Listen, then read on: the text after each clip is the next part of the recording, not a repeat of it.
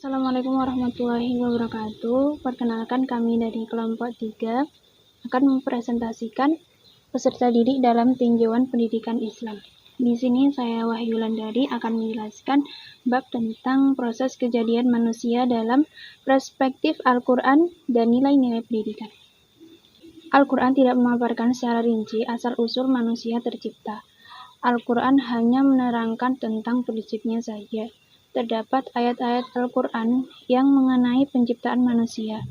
Terdapat pada beberapa surat, yaitu dalam surat An-Nuh ayat 17, surat As-Saffat ayat 11, surat Al-Mu'minun ayat 12-13, surat Ar-Rum ayat 20, surat Al-Imran ayat 59, surat As-Sajdah ayat 7-9, surat Al-Hijr ayat 28, dan surat Al-Hajj ayat 5. Al-Quran menjelaskan bahwa manusia diciptakan dari tanah dengan bermacam-macam istilah seperti turab, tin, solsol, dan sulalah. Dalam pandangan Islam, manusia didefinisikan sebagai bisa disebut makhluk, mukallaf, mukarram, muhayyar, dan mukjizat. Manusia adalah makhluk yang mempunyai nilai-nilai fitri dan sifat-sifat insaniah seperti doif atau lemah. Ini disebutkan dalam surat An-Nisa ayat 28, jahula atau bodoh, surat Al-Ahzab ayat 72, fakir, ketergantungan atau memerlukan, dalam surat Fatir ayat 15, kafurah, sangat menginginkan nikmat, terdapat dalam surat Al-Isra ayat 67, serta fujur dan takwa dalam surat Asy-Syam ayat 8. Selain itu juga tugas manusia diciptakan itu untuk mengimplementasikan tugas-tugas ilahiyah yang mengandung banyak kemaslahatan dalam kehidupannya. Manusia membawa amanah dari Allah yang pasti diimplementasikan pada kehidupan nyata. Keberadaan manusia di dunia memiliki tugas yang mulia, yaitu sebagai khilafah. Keberadaannya tidaklah untuk sia-sia dan tanpa tujuan. Nah, dengan semua sifat kemuliaan dan semua sifat insaniah yang ada dalam kekurangan dan keterbatasan, Allah Subhanahu wa Ta'ala menugaskan misi khusus kepada umat manusia untuk menguji dan mengetahui mana yang jujur, beriman, dan dusta dalam beragama. Halo, saya Riafinola Alfanyasari. Saya di sini akan menjelaskan tentang fitrah. Banyak yang mengatakan bahwa bayi yang baru lahir itu dikatakan fitrah. Fitrah di sini itu artinya adalah suci. Jiwa anak yang baru lahir tersebut cenderung ke dalam agama tauhid. Ketika terjadi penyimpangan perkembangan anak, maka anak itu tidak lagi cenderung ke dalam agama tauhid. Beberapa ulama berargumentasi penyebab dari terjadinya hal-hal berikut. Yang pertama adalah disebabkan karena pengaruh lingkungan, yang kedua adalah pengaruh adaptasi dan pergaulan, yang ketiga pengaruh hawa nafsu dan kekuasaan, yang keempat adanya pendidikan, yang kelima guru yang mengajarnya, dan yang keenam adalah perbuatan atau usaha kedua orang tuanya tersebut. Dan untuk pengertian suci dan bersih di sini bukan berarti bahwa fitrah di sini sama dengan pengertian tabu larasnya Johann Locke ya. Jadi meskipun fitrah punya arti suci, bersih, tetapi fitrah tidak kosong. Fitrah berisi daya-daya yang wujud dan perkembangannya tergantung pada usaha manusia itu sendiri. Oleh karena itu, fitrah harus dikembalikan dalam bentuk-bentuk keahlian. Laksana emas atau minyak yang terpendam dalam perut bumi tidak ada gunanya kalau tidak digali dan diolah untuk kegunaan manusia. Disinilah tugas utama pendidikan. Sedangkan pendidikan sangat dipengaruhi oleh faktor pembawaan dan lingkungan. Namun ada perbedaan esensial antara pendidikan Islam dengan pendidikan umum. Pendidikan Islam berangkat dari filsafat pendidikan teokontrik, sedangkan pendidikan umum berangkat dari filsafat antropokentrik.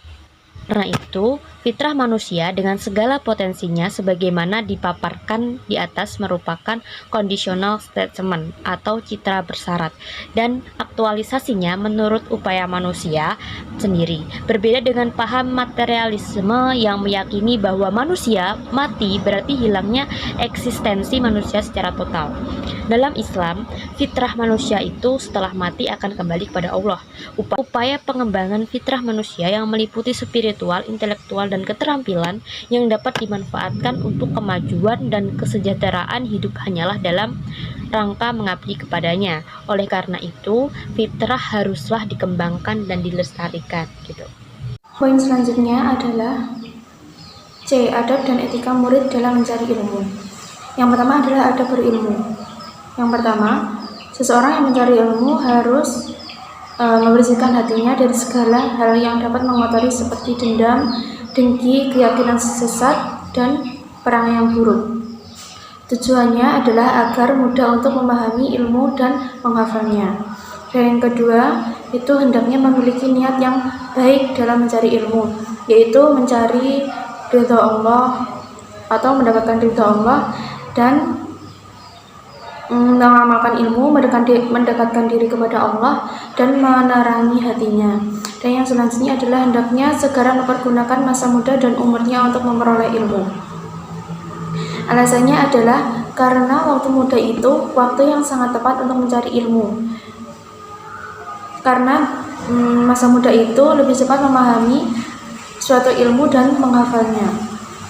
Dan yang keempat adalah menerima sandang pangan apa adanya, sebab kesabaran akan serba kekurangan hidup akan mendatangkan ilmu yang luas.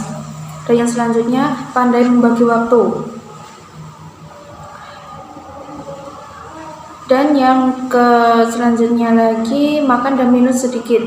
Karena seorang itu yang mencari ilmu, jika makan dan minum secara berlebihan itu akan berefek pada malas, yaitu malas beribadah, malas belajar, dan malas menghafalkan ilmu-ilmu yang didapatkan.